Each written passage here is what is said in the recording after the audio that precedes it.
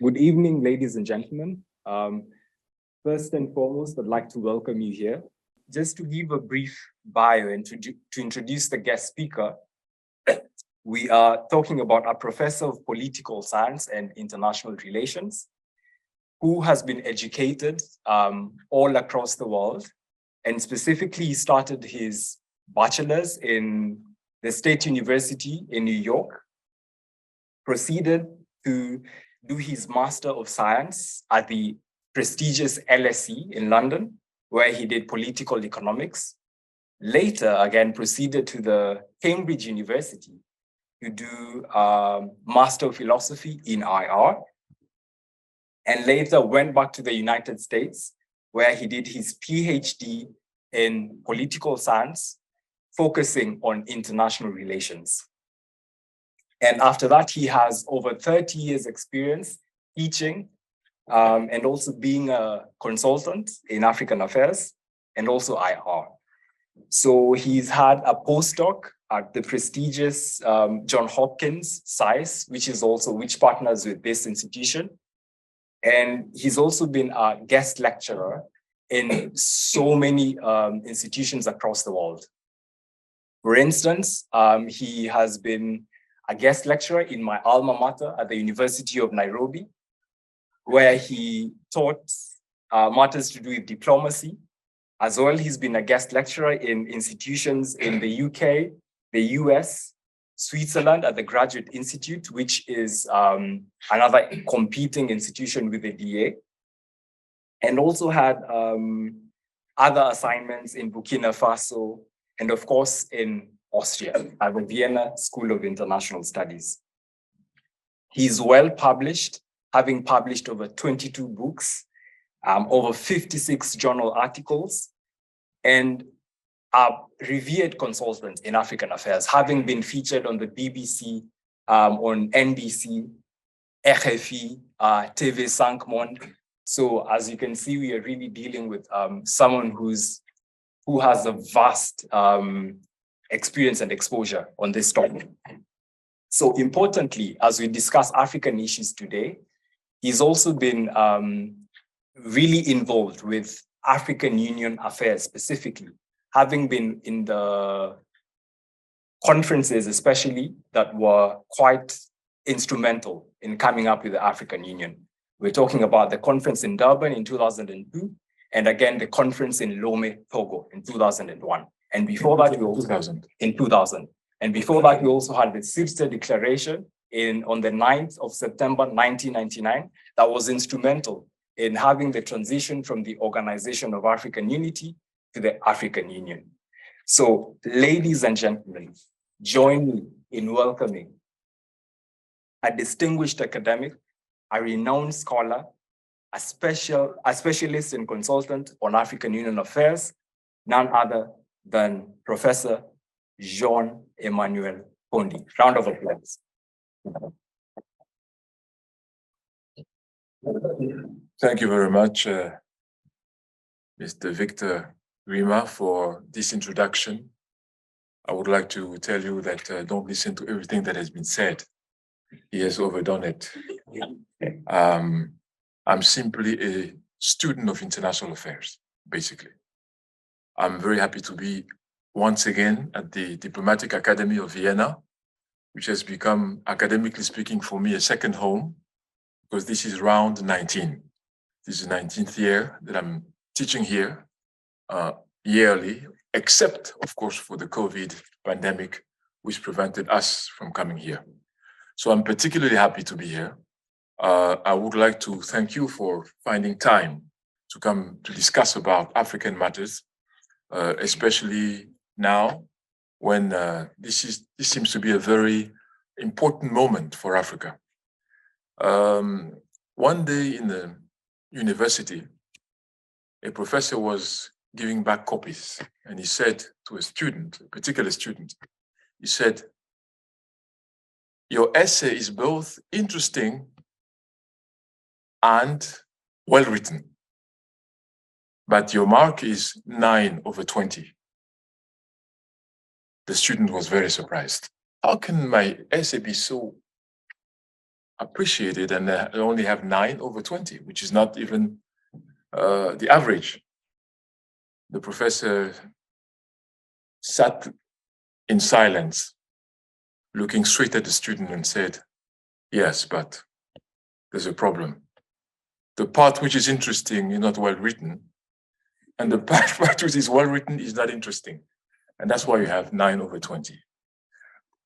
All this to say that a balance sheet is always extremely mitigated, of course. You have good aspects, brilliant aspects. You also have others which are failures. It's a human endeavor is normally always results in such a fatality, I would say. What we're going to do today is really to talk about the OAU, Organization of African Unity, which was created on the 25th of May, 1963 in Addis Ababa, the capital city of Ethiopia, which was an empire at the time. And then we continue with the African Union, which was born in Durban on the 9th of July, 2002, in South Africa, therefore. In between, of course, a lot of things happened. A lot of events happened, and we cannot review them all, because 60 years mean last century, so you have to go to cross centuries, from the 20th to the 21st century. And many of you who are in this room were not even born when we talk about the birth of the OAU, of course. Some of us, but most of us were not here. So the title of today's lecture is 1963-2023, the OAU after 60 years, achievements and challenges ahead. So there will be a part that will really rely on an appreciation of what has been done and what could be done in order to have a better African Union, a more functional African Union, and a more effective African Union. So in terms of introduction, I think it's important to know the context in which the Organization of African Unity was born. If you say 1960s, it means the Cold War, obviously. It means that East and West were at loggerheads. And it means that it's not the best moment to come to life, because the protagonists are interested in instrumentalizing that birth and maybe using the new members of the United Nations in terms of admitting them in their camp or against their camp. So that was not the best moment to come into international existence, but that was the moment when the OAU was born. The OAU was born for many reasons. The first reason was that Africa did not have a voice, did not have a diplomatic voice. Everyone was talking about Africa, except the Africans who didn't have a tool. So finally, the two groups that met in 1961, that is to say before the birth of the OAU, the Casablanca group that was born in January 1961, that met in Casablanca with 6 states, basically, who were, of course, Morocco of King Mohammed V, the grandfather of this one. You had Ghana of Kwame Nkrumah, Dr. Kwame Nkrumah. You had Guinea of Ahmed Sékou Touré. You had Egypt of Gamal Abdel Nasser. You had Mali of Modibo Keïta, and you have Ethiopia of Haile Selassie I, the emperor. So this group met and discussed the situation at the time. Basically, they were supposed to be more close to the left. But in fact, they did not define themselves that way. They thought they were African nationalists. Maybe we'll come back to what it means, African nationalism. But they were classified by the Western countries as being more leaning towards Marxism-Leninism and the left. And the second group of African countries that met in 1961 was called the Monrovia Group. That Monrovia Group had 19 states, among which Nigeria of Sir Tafawa Balewa, who was the Prime Minister of Nigeria at the time. People like Côte d'Ivoire, Félix Houphouët-Boigny was a member of that group. You had Cameroon, Amadou Ahidjo was the president of Cameroon at the time. You had Mauritania, Mokhtar Ould Dada, who was the president of Mauritania. You have Gabon, with Léon Mba, was the president of Gabon. And you have people like Senegal, the president being Léopold Sédar Senghor. So this is the Monrovia group was supposed to be closer to the capitalist camp. So what I want to stress here is that they were not judged according to their position on African unity or African integration. They were described with respect to their capacity to belong either to the East or to the West, which was already a very bad beginning. Because in fact, what happened is that when they meet finally to create the Organization of African Unity in Addis Ababa, that divide will rise up again. And clearly, I don't want to talk about all the different intricacies that happened, but by and large, the meeting of Addis Ababa, which founded the OAU, went between the 22nd of May, 1963, and the 25th of May, 1963. And during those days, those 3 days, we really witnessed a confrontation between the two camps. And that confrontation was ideological. And it was not based on African ideology. It was not based on African communitarism. It was based on African solidarity. Okay.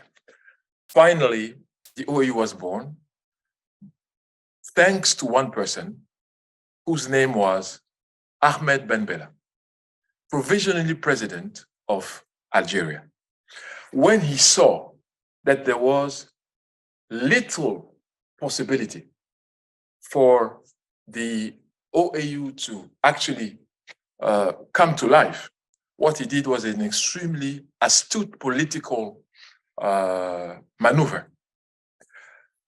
He noticed that the two groups were against apartheid in South Africa, in the Monrovia group and the Casablanca group. But concerning the modalities of African unity and integration, they did not see eye to eye, not at all. The Casablanca group wanted immediate and inclusive integration, meaning the United States of Africa. Now, not in 1 year, not in 3 months, but now. And the whole of Africa was supposed to be involved in this. One government, one common market, one defense force, one citizenship. Okay, that was the position of the Casablanca group that met in January 1961. The Monrovia group also claimed to be for African unity. That should be clear. But it did not buy the idea of a one continent under one government. It said it adhered to the idea of sub-regional economic integration. That was called the minimalist approach, and that was the Monrovia. They were the most numerous, there were 19. The other ones were not as much. So finally, the clash in Addis Ababa occurred, but Ahmed Ben Bella was able to put forward a very interesting notion. He said, look, we cannot talk about African unity when large chunks of African territory is not under the control of the African government and sovereignty. So what we need to do is to make sure that we liberate the continent first and unite it second, which seems a very rational proposition. And he said Algeria, which already had some experience with fighting for independence, the Mujahideen, that is to say the peasant farmers, he said he was going to send 10,000 of them to liberate Southern Africa. Southern Africa meaning the Portuguese territories, which were under colonialism and racial segregation, and of course, apartheid South Africa as well. So he said he's going to send 10,000 of them and that he finished his speech by saying that we must all accept to die and to have our blood spilled so that Africa lives in dignity, in freedom, and in autonomy. Okay, so this is how he ended his speech, and it is through that particular, I would say, finding that it was possible for the OAU to sign the charter, which was called, unfortunately, the Charter of the Organization of African Unity. Whereas if you look clearly, it was the mobilization, the enthusiasm, the standing ovation that was given to the speech of Ahmed Ben Bella was about his idea of liberating Africa. Because concerning unity, there was no consensus. The two groups still did not see eye to eye. And if they had gone on that road, there would have been no signature of the charter. So the charter was signed, and there was a lot of confusion because His Majesty, His Imperial Majesty, Haile Selassie I, when he came, he made a very, very laudable speech. And that speech contributed to confuse people because he said, okay, I applaud you, I congratulate you, all the delegates who have been here, because you have accomplished what your people had sent you to Addis Ababa to do. In fact, the truth is that they have signed a charter, yes, which is called the Charter of the Organization of African Unity. But about the unity, the modalities, the chronogram of that unity, there was nothing. So that is what I call in my analysis, which I have presented many times, the Addis Ababa qui pro quo, meaning that we were doing something, thinking about something else. And the nature and the character of the Organization of African Unity will be really very much tarred by this. Because when the OAU is analyzed, when it is assessed, it is on the basis of its capacity to unite Africa. Yet, I maintain that that mandate was not given to it on the 25th of May. What was given was the mandate to liberate Africa. And when you look in 2002, ladies and gentlemen, the OAU succeeded in doing that. Because on that date, there were no more territories under the yoke of imperialism. Okay, so they succeeded in what was really their mandate given. But they were judged on the ground of a mandate which never was given to them. So it's a bit confusing, but you need to be very, very careful to assess that, in fact, it was a wrong mandate in which they were being judged. Of course, you have many, many pundits. No, it's not me, it's my name, of course, but it's not me I'm talking about, who would ponder on the inability of the OAU to unite, to do that. But the truth is what? The truth is that when you look at the charter of the OAU, nowhere do you see the term Pan-Africanism written on it. Not once, not a single time. This is already very strange for a Pan-African organization that doesn't have a single time the term, the word Pan-African in its main charter. Okay, so if you look at things with these lenses, which I have attempted to present to you, now we can assess the OAU as having nevertheless been able to do quite a few things, despite the handicap of the inability for it to actually go for unity. Because the ideological wars continued, just even after Addis Ababa. When came the time to appoint a Secretary General, then you saw the ideological rift again. The Secretary General his name was Abubakar Diallo-Teli from Guinea. But he was rejected outright by the Monrovia group that saw him as a stooge for the Soviet Union and the left. So Abubakar Diallo-Teli was so rejected that even the title of his function was somehow humiliating.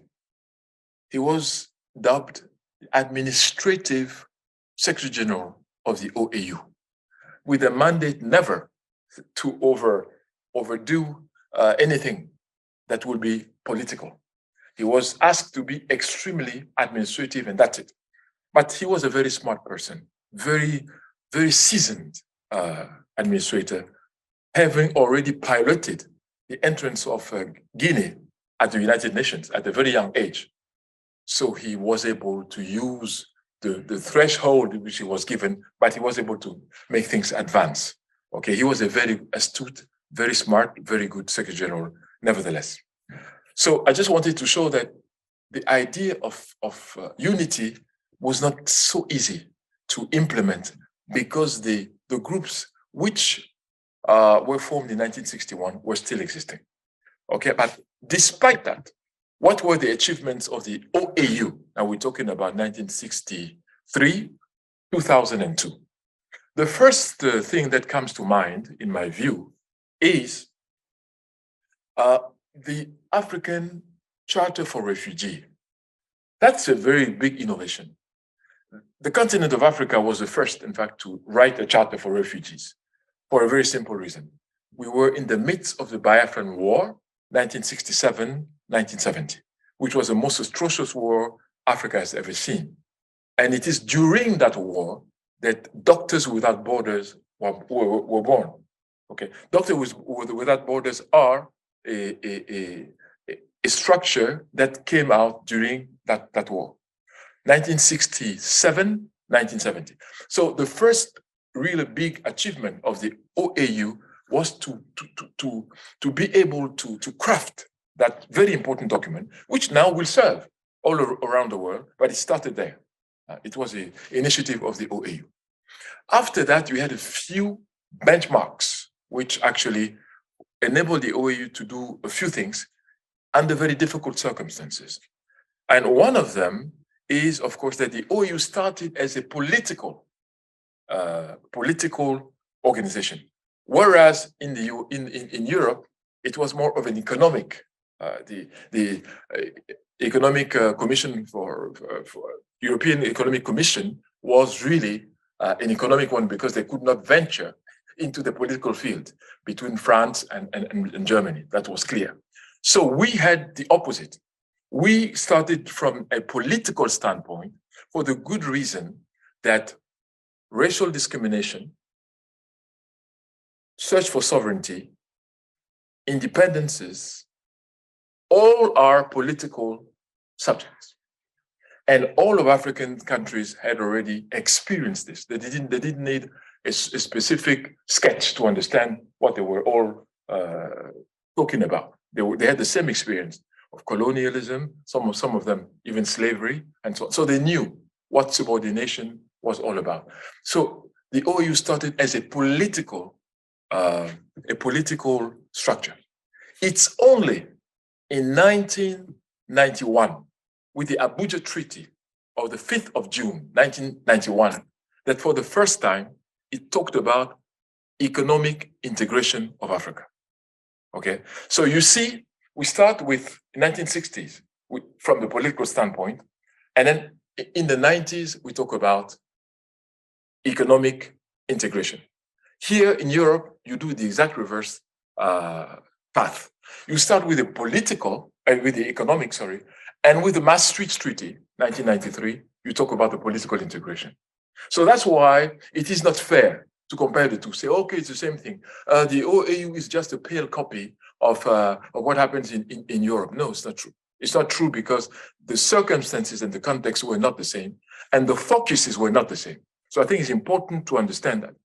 The Europeans started with the economic, because that was in political science, it's called the functional approach. You start with learning by doing, and being together by doing. That's a functionalism. And then after that, you start with this functionalism, and with this habit, you start moving into greater and greater circle of cooperation. This is precisely what the Europeans did. But we didn't do that. We started with the political, because that was really our problem. And Kwame Nkrumah wrote a book, which was called Africa Must Unite, where he said that seek ye first the political kingdom, and all else should be added to it. I think it's a quotation from the Bible, if I'm not mistaken. Okay, so the 1991, June 5th, 1991 was really a very important benchmark for the African Union. And then you have also the Cairo Protocol of 1993, which is in July 1993, which is the mechanism for the prevention, the management of conflicts. That mechanism is very interesting because it will be for the first time since its creation that the OAU authorizes itself to intervene into the affairs of member states when it has been declared or assessed that those member states are violating human rights within their borders. This is, ladies and gentlemen, a major step, because up to then, what the OAU was saying is that we don't mingle into the affairs of a state. It's not our business. What happens within a state, we cannot act. But with the protocol of the Cairo, which is called the Cairo mechanism, okay, for the prevention and the prevention and management of conflicts, for the first time, the OAU said no. If it has been determined that you are violating in a massive way the rights of your own people, we will intervene. So that was a real change. That was done. And of course, Africa was among the first to really, as continent, to talk about terrorism. And that was the Algiers summit of 1999, when they actually created a center for terrorism in Algiers. That was before 9/11, because many people tend to say, okay, it's after 9/11 that the world woke up and then started being interested in terror, because the Americans don't even talk about terrorism. They talk about war and on terror. I'm talking about July 1999. That's when the OAU had a session on terrorism.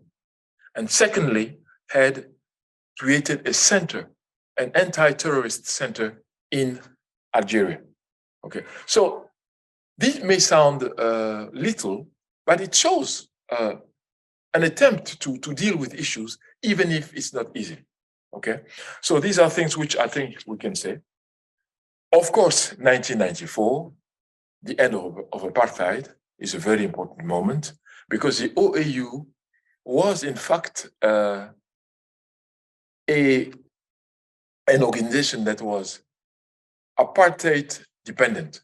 It's just like a sickness, you know, when you are dependent on drugs, it was like that, because they were sure that no matter how much discontent, no matter how much the level of animosity between the members, when the issue of apartheid will be put on the table, there will be unanimity. That's how apartheid was used, in fact. So it was first introduced at the United Nations in 1948, not by an African state, but by India. India introduced the petition in the Security Council against apartheid precisely because the Indian South Africans were victims of racial discrimination. So from that time, that is to say, 1948 until 1994, each session of the Security Council of the United Nations was confronted with that problem.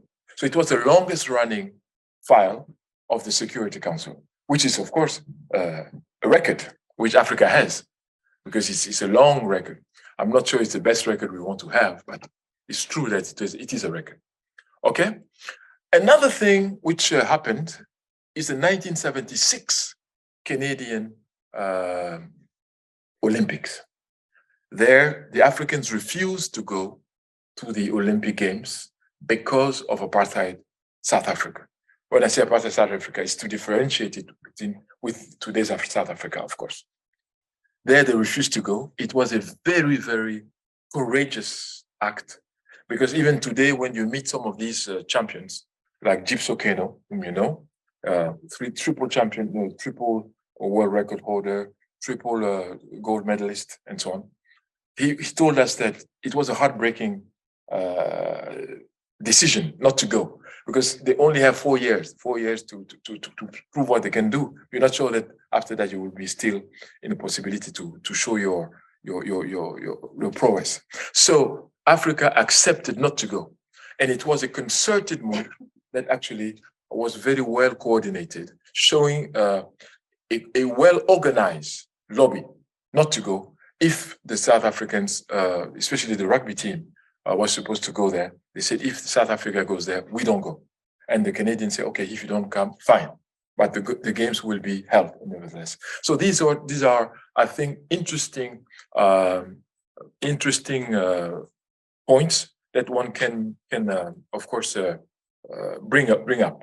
Now, it was not all paradise. It was not milk and honey. Because if I stop here, I will be a propagandist. I will be an ideologist. That's it. The truth is that the OAU also faced many problems. Number one problem, financial. Okay. The budget of the OAU throughout was $29 million between 1963 and 1984, which of course is, there's no other word, ridiculous. Ridiculous. You cannot do, for the United Nations operation in 1 year, it eats all that money. So how can you intervene in Western Sahara, intervene in Nigeria during the coup, intervene in South Africa, intervene in Namibia? It's not possible. It's not possible. And yet, the very people who did not pay the contribution were questioning and challenging the OAU for the fact that they don't work well. So what you have now is a circular reasoning. Okay, the OAU says, we cannot work efficiently because you don't have money. And the member states respond, we cannot give you the money because you're not efficient. You understand? That's what it's called a circular argument.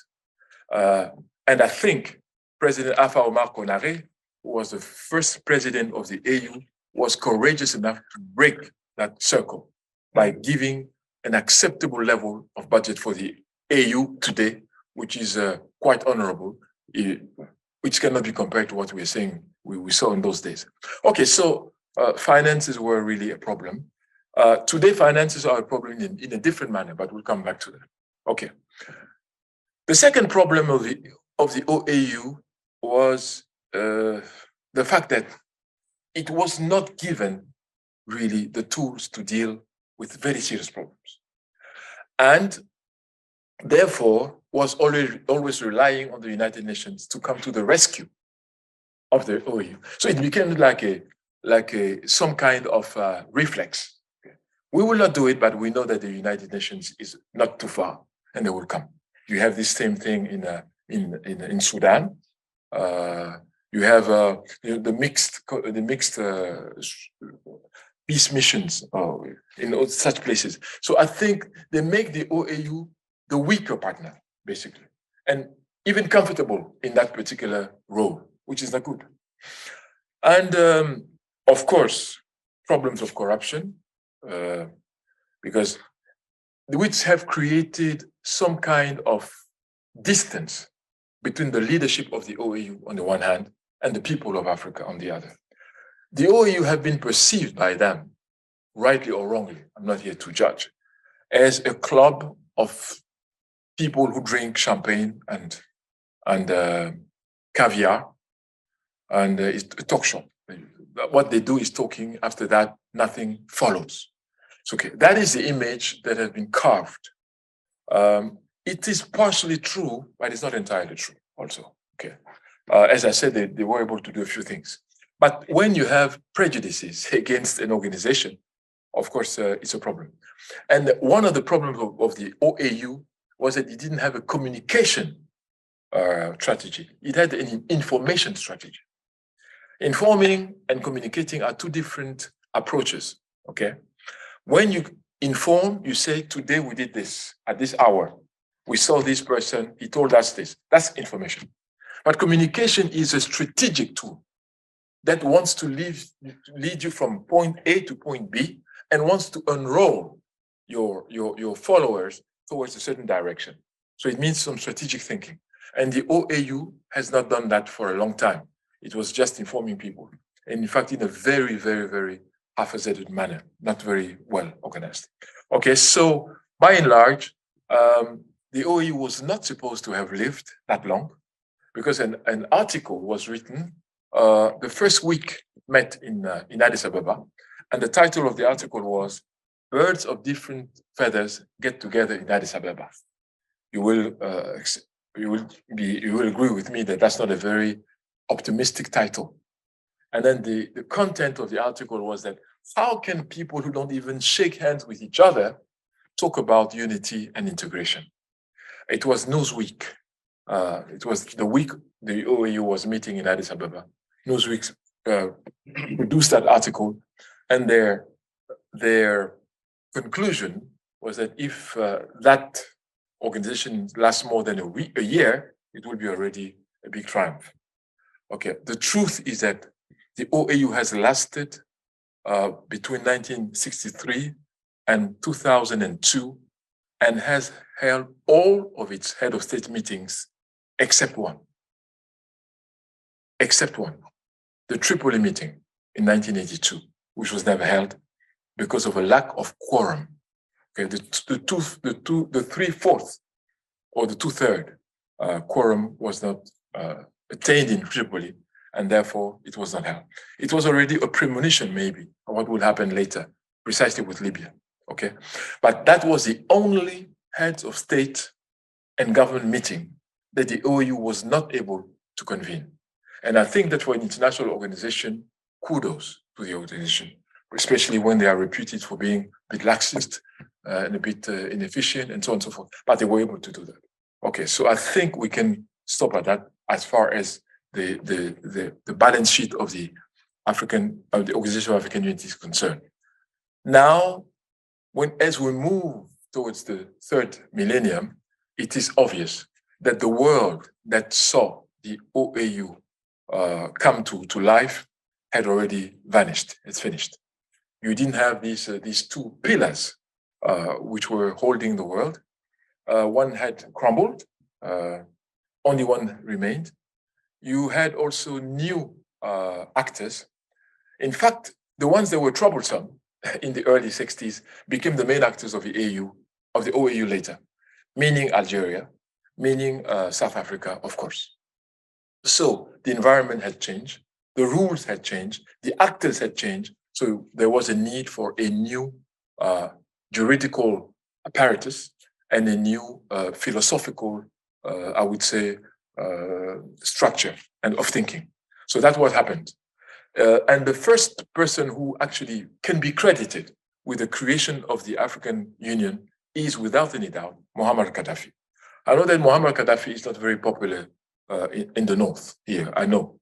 And I know that Muammar Gaddafi did some things which were reprehensible. No one can praise someone who has ordered the bombing of 2 747 with children, women, civilians, and so on, who were not even the military people.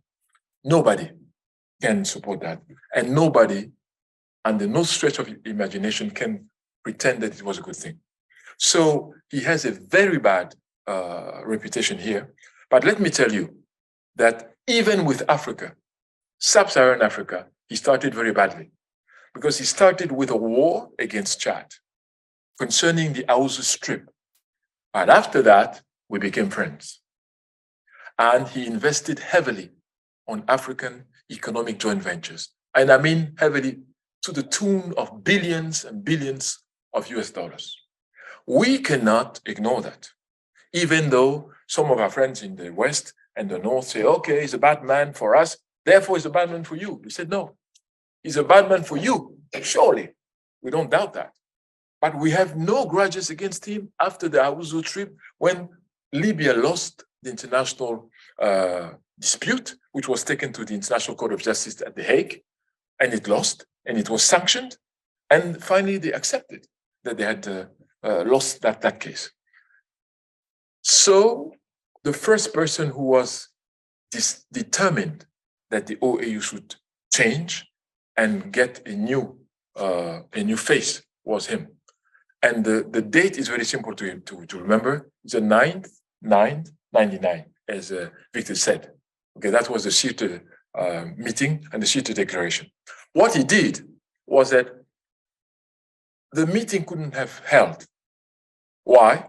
Because the majority of African states had huge debts at the financial services of the OAU. So therefore could not come and really speak their minds because they were not entitled to speak. That was the truth. So what he did was he wiped out all that debt in millions of dollars. Some had not paid for 10 years. I don't give the countries because we are in a diplomatic institution here. But remember that these very people were the loud critics of the OAU, strangely enough. Okay. But what he did was he paid for these areas, all of them, he paid, and he conveyed them, sent Africa, which was an airline, which has since been, which has disappeared since, which was a low cost for Africans to go all over the continent. It has been now stripped, it doesn't exist anymore. And he paid for the expenses for any delegation that just made the request. So he paid nothing. So, of course, all African countries were there. Under such conditions, I think that no one would really have any excuse not to be there. You would be treated well, royally. You have everything that you want. You are transported. What excuse would you put forward? There was none. So, in fact, everyone was there, and he presented the manifesto and the declaration of Sirte, which was for the creation of the United States of Africa. It was the first time that term is utilized, and half of the room is not emptied. Because before, when you did that, people were protesting and say, okay, this is all not very serious, we're leaving. We don't agree with that. There in Sirte, it was signed. Okay. So that was the first time when people saw that something was beginning to happen. 1999, and then in 2000, we went to Lomé. I was there, as he said. I was inside the room when the Constitutive Act of the African Union was presented for the first time. It was 11:15 a.m. I looked at my watch when they was putting it on the table. And that day, Muammar Gaddafi made a speech. He excused himself, saying that he was a bit sick. He didn't feel very well. He spoke for 45 minutes, where he said, today is the day when Africa will regain its real sovereignty. Because there's no sovereignty if you don't have money to actually accomplish your desires. So he turned to his colleagues and asked them, he said, okay, Libya has just put on the table 1 billion. He said, for just the beginning, 1 billion for African unity. You don't want to go and get it. You always go to the World Bank. All of them were looking at the floor, I must tell you. None dared to look at him. I was there, so I saw. So he said, the amount that Libya is prepared to give for African integration is unlimited. And he meant it. Because Libya was under a very, very advantageous system. Low population, huge resources. So that's why they could spend any amount of money they wanted. Unfortunately, he also financed terrorism a lot. I'm saying unfortunately, because it was like a pathology for him. He had to support terrorists all around the world, including in Argentina, in Colombia, in places like that, which are unlikely places for an African to go and support terrorism. So that's why it was a pathological problem with him. He had to support them because he hated constituted authority, whom he accused of having attacked Libya because he was born in 1942. And he said he didn't understand when he was a kid why people would bomb Libya when Libya is not part of the Second World War. That he didn't understand. So he saw that it was an injustice. So in his mind, he had always to fight against constituted authorities, administration or political or whatever. So that was a very bad thing for him. But he invested heavily in joint ventures. He bought the RASCOM satellite, which is an information satellite. From the time he bought it, Africans were able to look in other African televisions, what's going on. Because up to then, we only had choice between CNN, BBC, RFI, VOA. That's what we could watch. But when he got that RASCOM television to the tune of 350 million, and the African Development Bank gave another 50 million, so it was about 400 million, then we were open to information coming from other African countries, which makes a big difference. Because when you don't know what's going on, you only have one source of interpretation. And that interpretation can be loyal, it can be disloyal. Okay. So that was the second time in Lomé. And then 2001 was a transition between the OAU and the AU summit. So I was there too, in Lusaka. It was called the Transition Summit. It was the last OAU summit, and we'd say almost the first AU summit. And that's where NEPAD was born also, was validated in Lusaka in 2001. NEPAD being simply the notion that you cannot integrate a continent if you don't have infrastructures to integrate it. So NEPAD looked into the main pillars of integration that were ports, roads, bridges, and all that. How to make sure that these infrastructures serve the African consumer.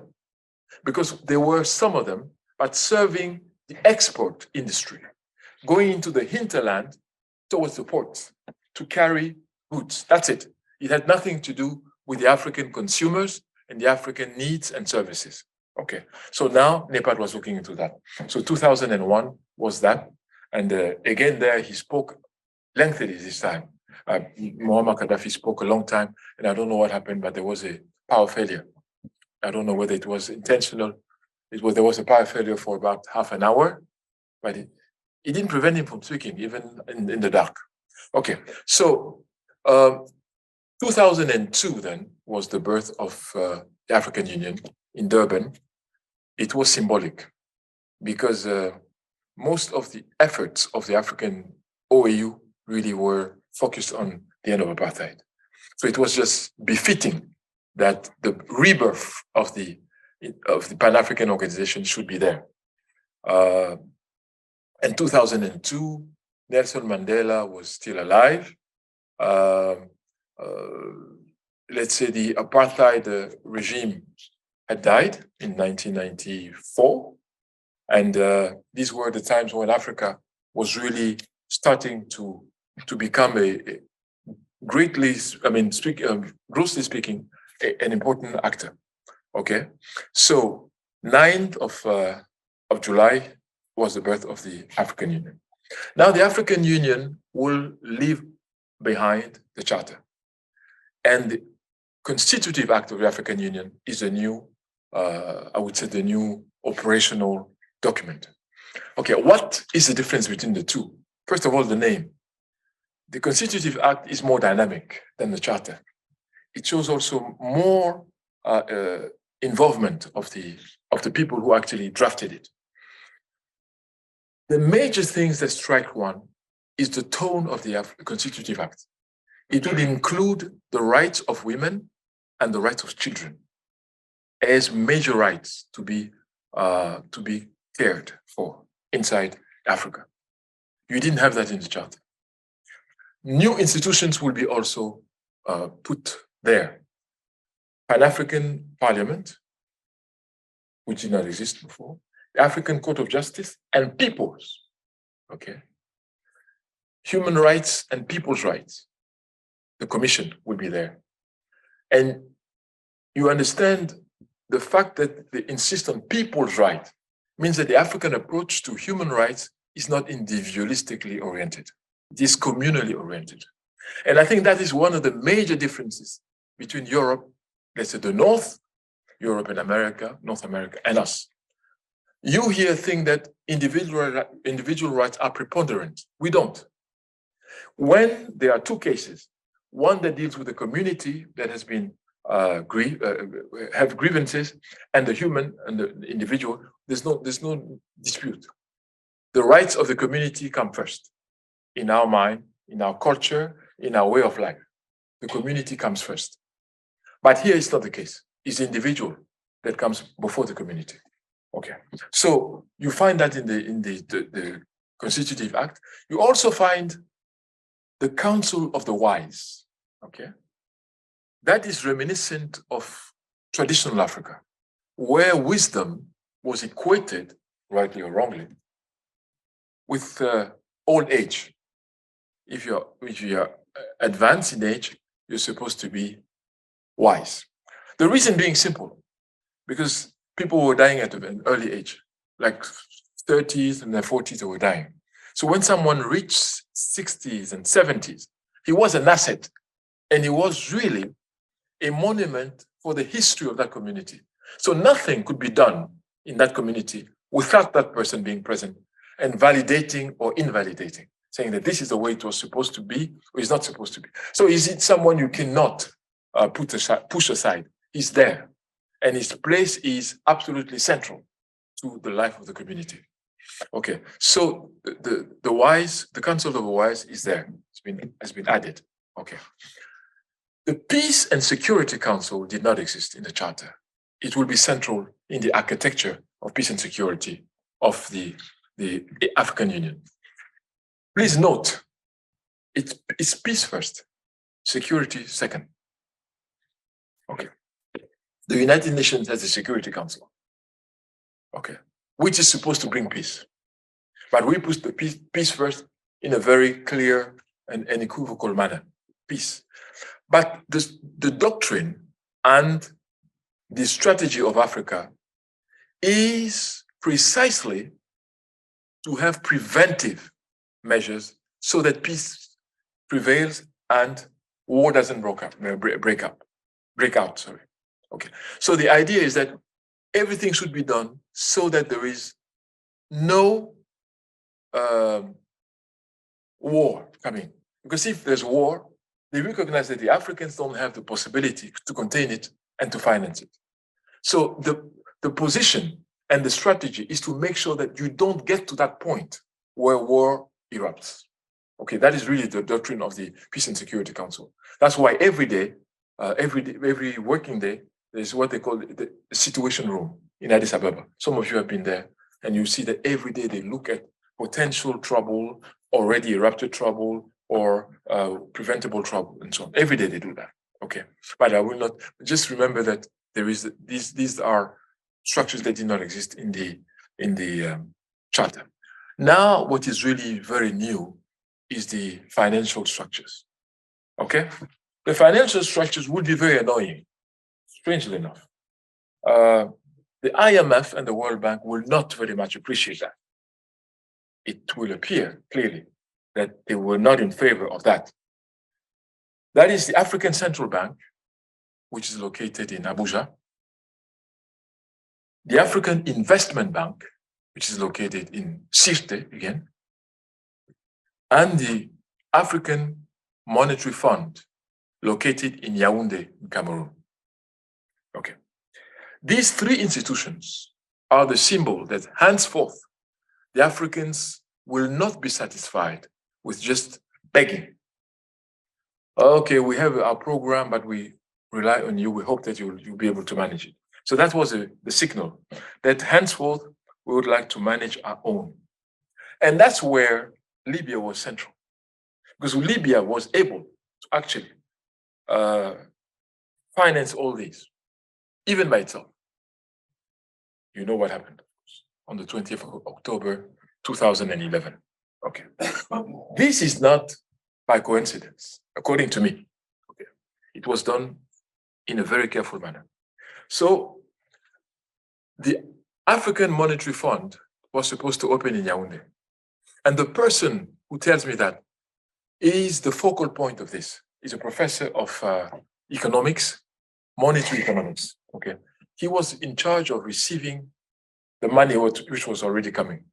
He told me that just about 2 months before Muammar Gaddafi was killed, they were starting receiving money from South Africa, Nigeria, Libya, and Algeria. These are the 4 countries that had sent money.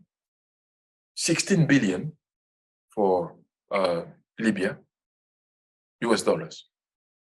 12 billion Algeria, 3 billion South Africa, and 3 billion Nigeria. That's the money that had arrived in Yaoundé.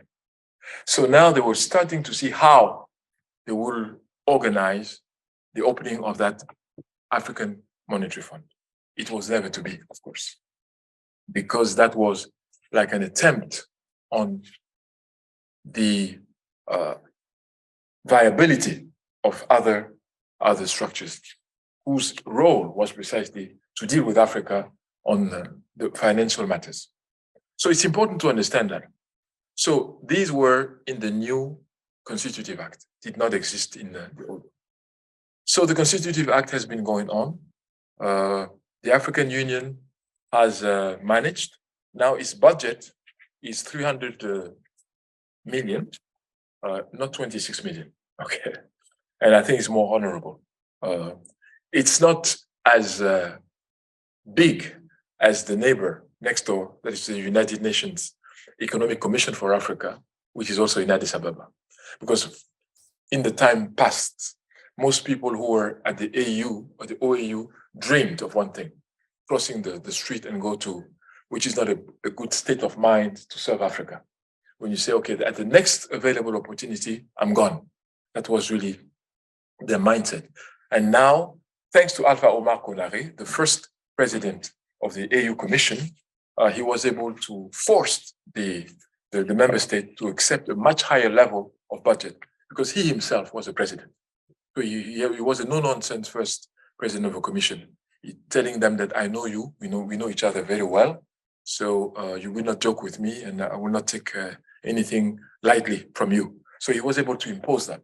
But I'm not sure that any successor of his had that kind of clout. Okay, so the AU today has done a job which is called the Agenda 2063, and really, whenever you hear about it, it's this following slogan, which is attached to it: an integrated, prosperous, and peaceful Africa, driven by its own citizens and representing a dynamic force in the global arena. That is now the name of the game. And if you look at the way the minerals are distributed, you will see that it's again, Africa has at least 60% of the minerals which you can find around the world, and with the monopoly of certain like coltan, which is again in one country, the DRC. I think 80% of the world coltan is in one place. If you don't have it, you won't have your cell phones. They won't work. So I think they produce 4 billion cell phones a year. So you can imagine the demand for such not to talk about electricity, but I think electricity is more with China. So Africa today has reached a point where many of its products are really indispensable for the working of the international economy. And it's not a question of choosing or not choosing. It has to be courted for that. And if all these countries, all these structures come to Africa, it's not for our beautiful eyes. It's because we have something to offer. Now, the position of African diplomacy has also shifted. We want to discuss according to our own interests. It is our interest that will determine our position towards our vis-a-vis the person or the country or the structure which is exchanging with us. It's no longer sentiments, feelings, and so on. That is, as you know, I'm at the right place. International relations is not managed through feelings, and let alone feelings of love. Okay, that doesn't exist. What we know is interest. And what runs the world today in the international system is the capacity to have your interest fulfilled. And I think that the Africans at long last have understood that that's the way we should manage our affairs. It's not easy because you still have a power structure which is not in our favor. Inside Africa itself, you have many people who work against Africa. When you are corrupt, when you accept 10% of the money to do a wrong thing, you are a danger to your continent. And I think that we still have a few like that who are not very much working for the continent. But I think that as generations go, these kind of people will probably gradually leave the floor, vacate the floor, and we have a new brand. Now, in Africa, you have a conscientious youth, which is aware of the fact that it's not necessary to go and die in the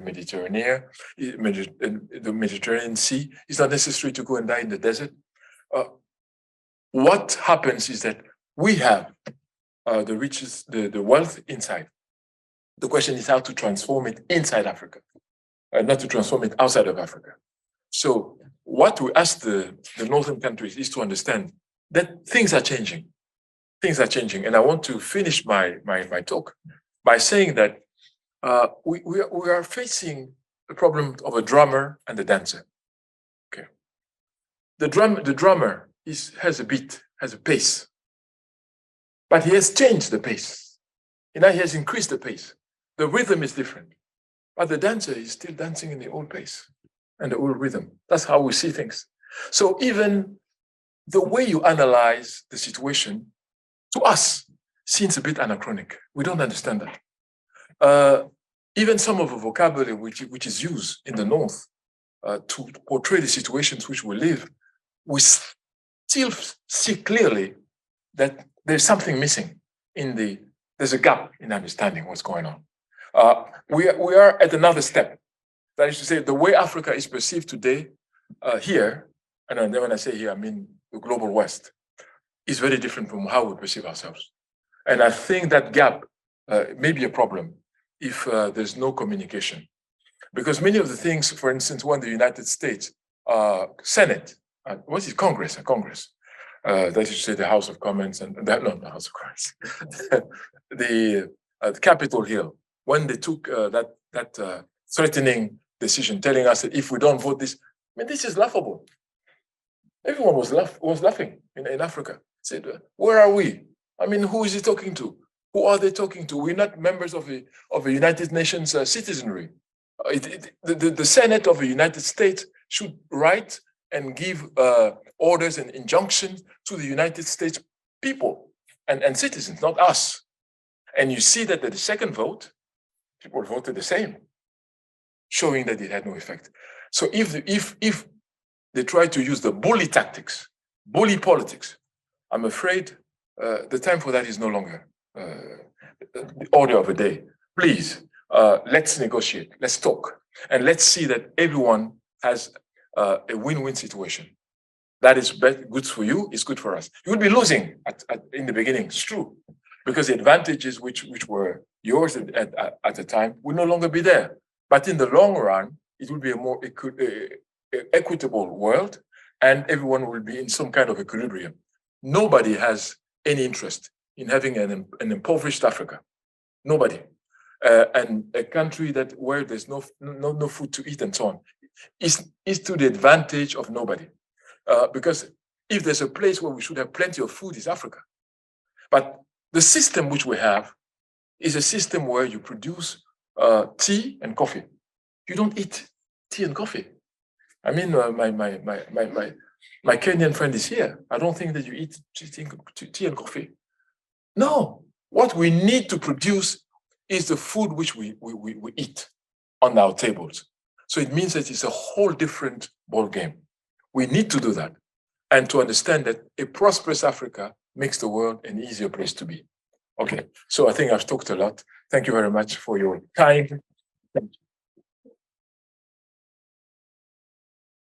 Well, thank you so much, Professor, for your insightful talk.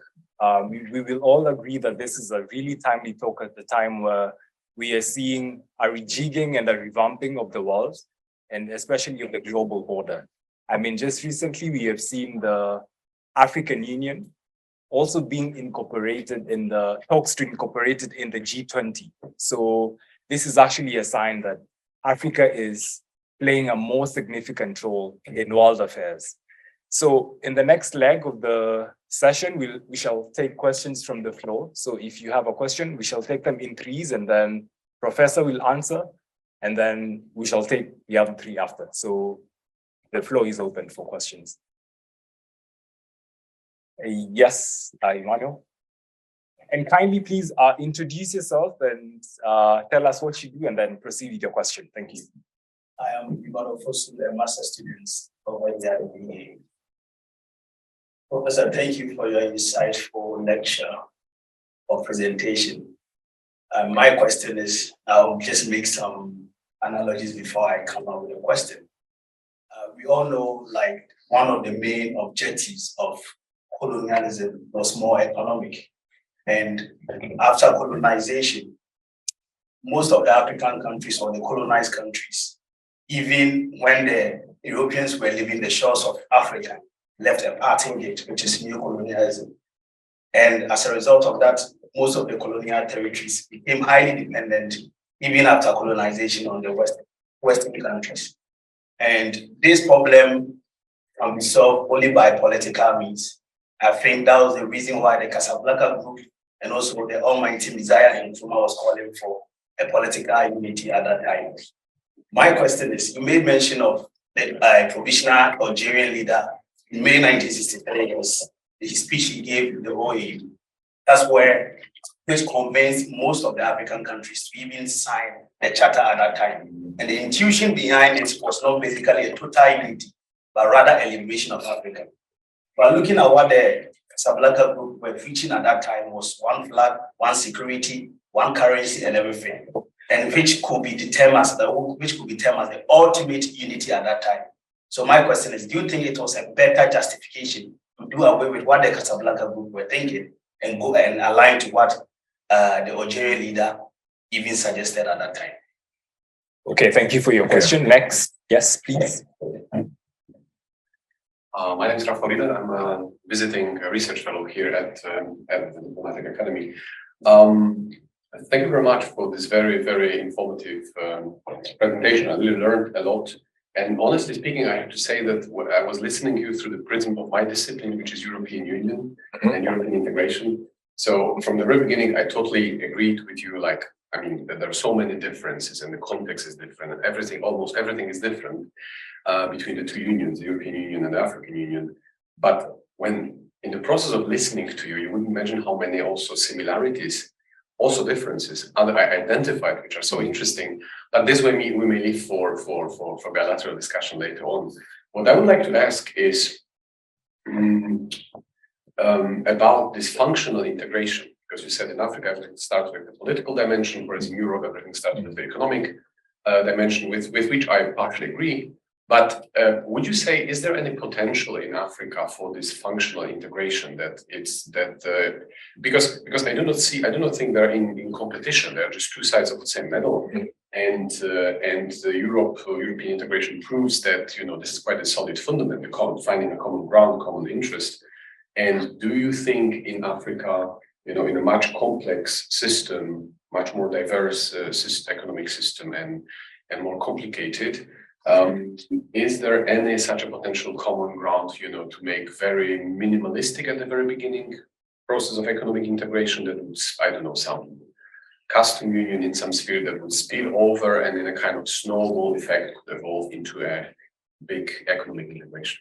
Thank you. Okay. Thank you. Final question for the first round, please. Hello, my name is Marcus Wang. I'm a student of economics here in Vienna. And my question is also how you see the future of African economic integration, and also what role do you think that regional organizations such as ECOWAS play in contributing to the African Union and African unity as well, both political and economic? Okay. Thank you very much for your questions. I will be relatively short. I think what the president of Algeria did was a good and astute diplomatic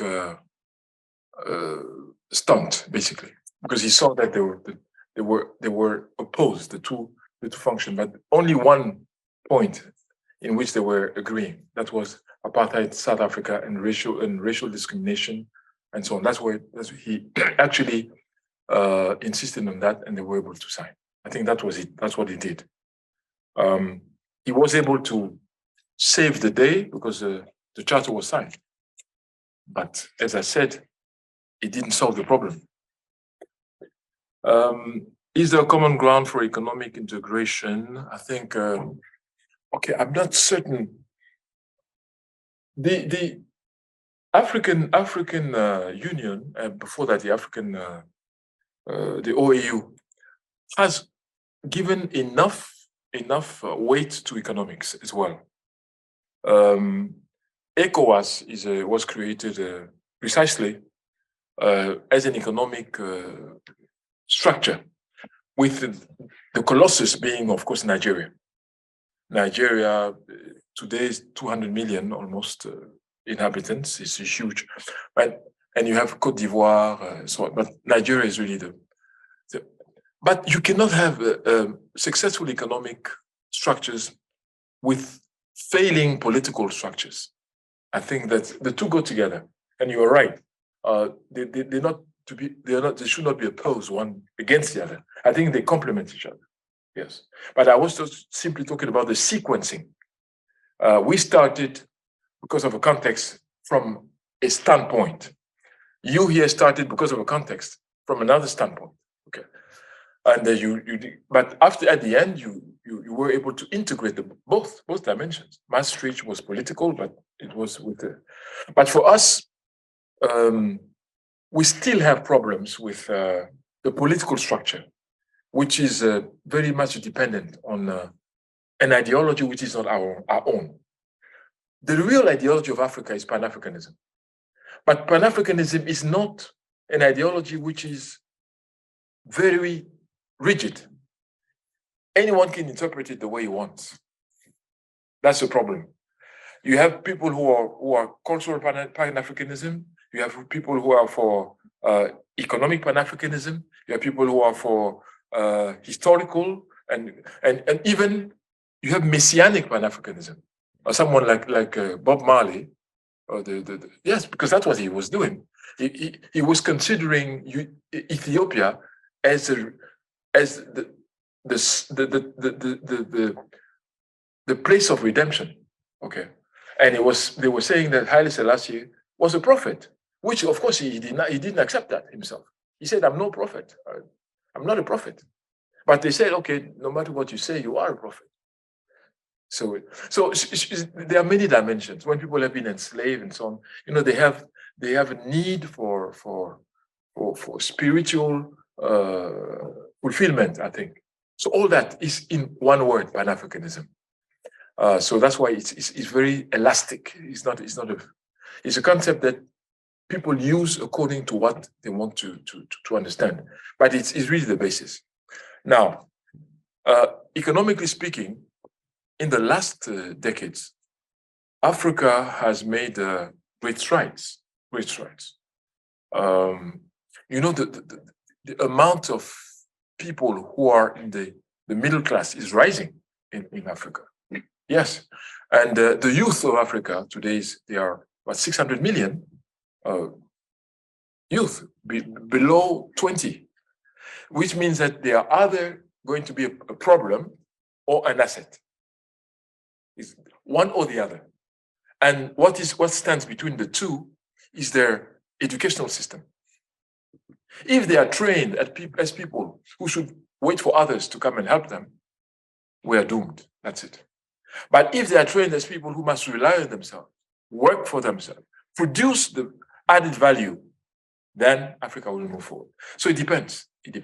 But our educational system needs to be revamped thoroughly. And also something else which I wanted to say has to do with the place of youth and women in our society. There was a professor whose name was Maurice Tadadje. He was a professor of, I think Cameroonians who are here know him. Unfortunately, he is today of blessed memory. He, in fact, had the idea of creating OAU clubs in high schools and in universities. just like the UNESCO clubs. And I think that was a brilliant idea, which he had. In fact, there was an OAU resolution, Resolution CM 1352 of June 1991, creating national OAU clubs and associations. So if we continue along those trends, we're able to raise the consciousness of the youth in the necessity to be economic agents, to be self-sufficient, and to be autonomous.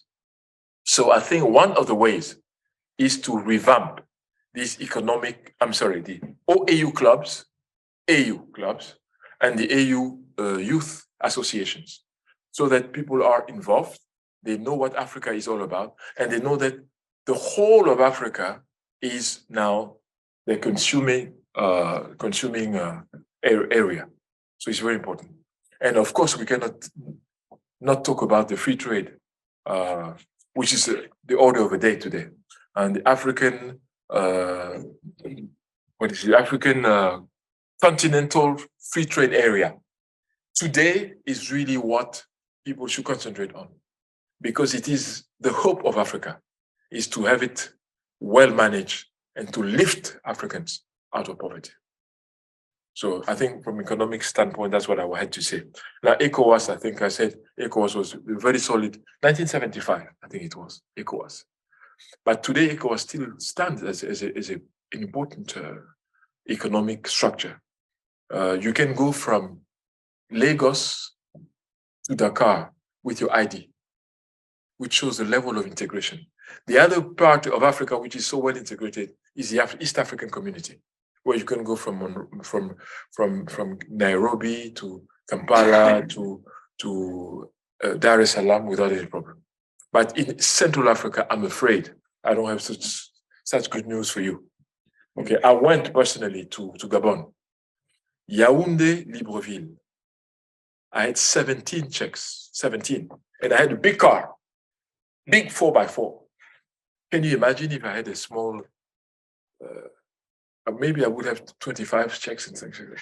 So it means that the people who are doing those checks don't understand the importance of continental integration.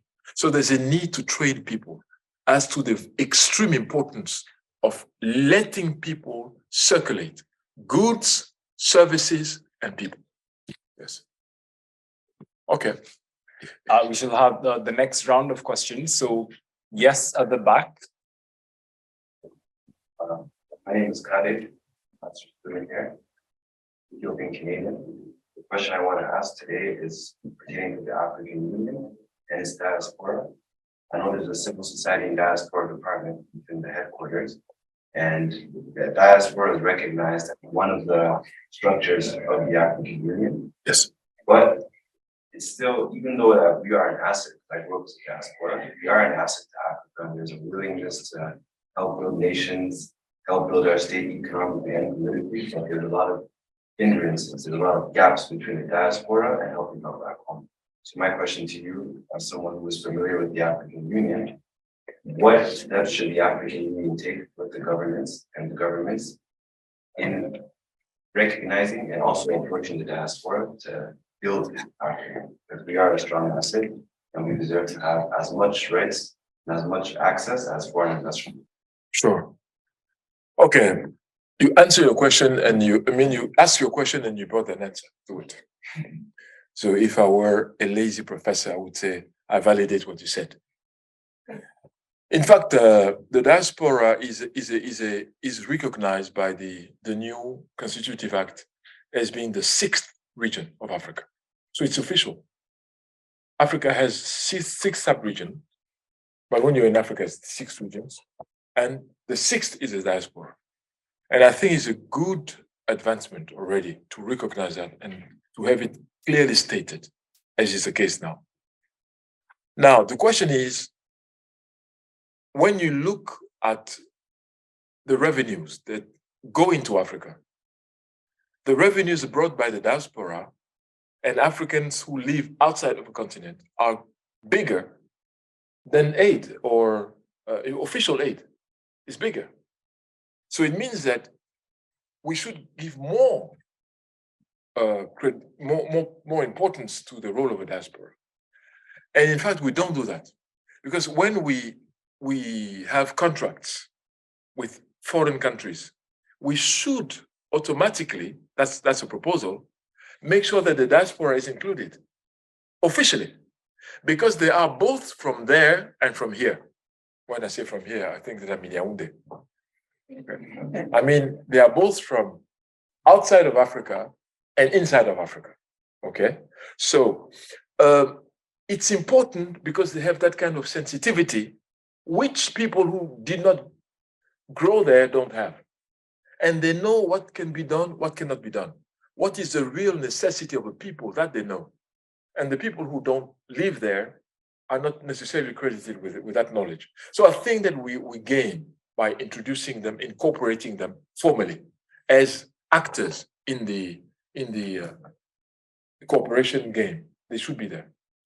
Now, double nationality. There are countries that refuse that. But studies show that in order to give a big push, it's important to look at that dimension. Because when you have double, even triple nationality, I think the Americans, you can have so many nationalities, they don't have any limitation. It's a good thing for investment. That's what many studies show. It's a good thing for investment. But there are some countries that still have not adopted that. Okay. So we can take the final two questions, please. So yes, and then you. Yeah.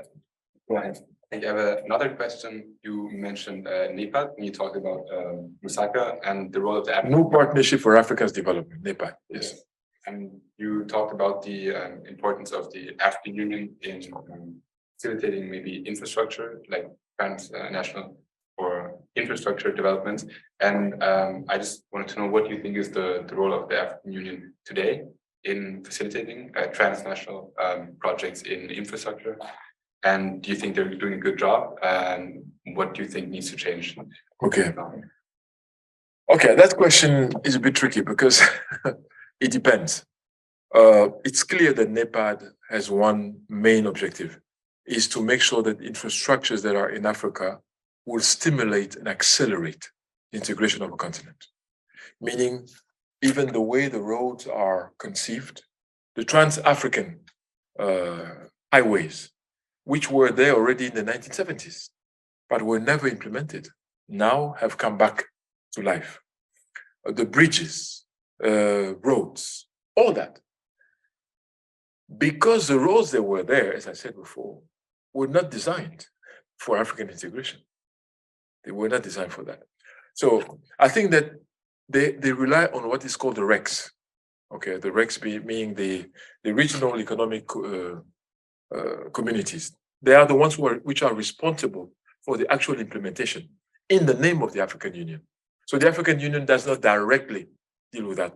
It has delegated its power to the regional committees. They are the ones who actually oversee that on a daily basis. Now, the truth is that it's the Chinese who have built most of the infrastructure. We must be very clear. And contrary to what is being said, these are quality infrastructures. We use them every day. We use them every day. I don't know whether we, maybe in a couple of years they will deteriorate, but now they are top infrastructures, no doubt about it. And they had time to come because they are people who understand and study a population before they make their move. And they studied Africa for a long time before coming and making the proposals, which of course were accepted. Today, if you look at the level of highways and so on, it's very good quality, no doubt. No matter what people say, they can go and look and see. Now, can we rely on the Chinese to continue even to build the African Union headquarters? I say no, we cannot. And I think we shouldn't have even let that go. Because one country, Libya, could have given the $16 billion to do that. Nigeria could have given the $16 billion. $16 billion is nothing for a country like Nigeria, nothing. And yet it is just the awareness of the symbolic nature of letting the Chinese do it They're not aware of that. It is catastrophic, of course. And then they build it and they put things inside. Of course, they're not saints. And they want to control what you do. Of course, that's the least that they should do. So you know what you are doing. At midnight, all the computers were working.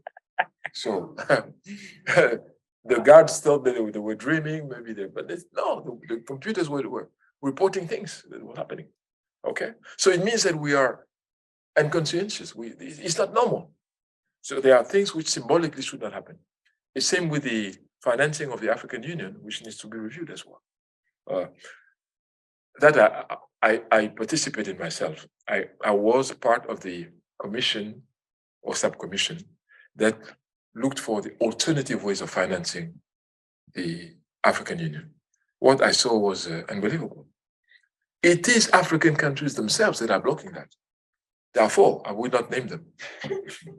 Blocking, because they're losing their authority over the budget by accepting automatic ways of collecting money. Can you believe that? Yet it is the truth. So we must do away with that kind of mentality. Look at the general interest. Understand that our own particular interest is included in the general interest. The reverse is not true. The reverse is not true. So if we understand that, we should not block voluntarily the automatic generation of money in our budget through, I think, tickets. The tickets, when you enter, through our exchange of goods and so on, it gives a lot of money to the AU. But they blocked it. I saw it. They would every time stand up and say, okay, this, we don't agree with this, we don't agree. We saw that. It was very tedious. We were very sick and tired of listening to this. But we had to listen to that. So that's another aspect which is not very good for us, I think. Okay. Thank you, Professor Simon. I'm a journalist in Vienna. I have only two questions. The first question is about the observer status of Israel. If you remember, in February, the African Union suspended Israel. On social media, in African media, we have a discussion about why is it possible, the colleagues spoke about the diaspora, why is it possible for Israel to have an observer status and for Haiti not to have an observer status? Is it possible for you to explain us how can those diaspora countries like Haiti, for instance, can be full member of the African Union or not? The second question is about we are giving you to what kind of African Europeans, the Russian European, yes, and so on. How can you explain that all of our head of states go to Russia, to the European Union, and speak there about our own issue, yes, that can be discussed in Addis Ababa, for instance. And now I've heard that in the beginning of February, the Ukrainian president said he's interested to organize a Ukrainian African Summit. I'm not sure. For some insights. I'm afraid I have no insight to give on certain issues. But the Israeli thing, I think I have my view on that. And my view is not the one of the African analysis, generally speaking. I'm afraid I don't agree with the African approach on Israel.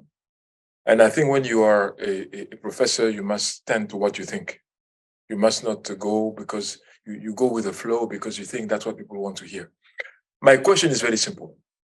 What do we gain by supporting the Sahrawis? What do we gain concretely? Apart from speeches, what do we gain concretely? Technologically speaking, economically speaking, financially speaking? That's my question. If you show me that it brings something to us by supporting them, I will follow you. That's not my opinion. And I think that we must not play the game of others. Historically speaking, we are closer to the Jews than to the Arabs. I'm sorry to say that. That's what I think. Yeah, because of the communality in suffering which we had. I've been to Jerusalem. I've been to Tel Aviv and so on. Once you come out of the museum, you're a different person. Exactly like in Kigali. It's the same feeling. How can human beings do that to other human beings is a question. So I think we should not continue to do things just to please the general public. No, personally, the question I ask is, what do we gain? Because now we are in the interest game. That's what we are in. If you can show me that supporting the Sahrawi brings Africa this, and that, I'll go with you. But if you tell me that supporting the state of Israel bring you this and this, I'll go with you. So we should be straight, clear, and without bias. That's my position on that. So I don't go with the flow. Okay, we must. Okay, what? Okay, you talked about Haiti. Of course, Haiti has the right to be there. Shouldn't even ask. Haiti is an African nation. It's the first African republic in America, as far as I know. So we should even have a clause where this is automatic. They shouldn't ask. They should come. Because what we do there concerns them as much as us. But I think on the Israeli issue, I beg to differ with what I've heard. I don't support that. Okay, that's really my opinion. Okay. Anything else? Okay, so The question about the summit. You want to go to the summit? Ukraine? No, well, I think Why do we spend so much No. time? African leaders normally should go to a pre-summit before they go to a summit, in my view. And the pre-summit place is Addis Ababa, where they should meet, converge, strategize, have an African position on each point which is going to be discussed. Alternative A, alternative B, alternative C. That when they go there, they have a coordinated and coherent position. I think that's what they should do. But who am I to give the head of state that kind of thing? I think one should be a bit modest, okay? Okay, so Thank you. we would like to really thank you for attending this talk. Professor will be around for some short bilaterals, so you can still see him, people who have further questions. I'm here for. But I think that's it for the public lecture. Thanks a lot for coming. I wish you all the best. Thank you very much.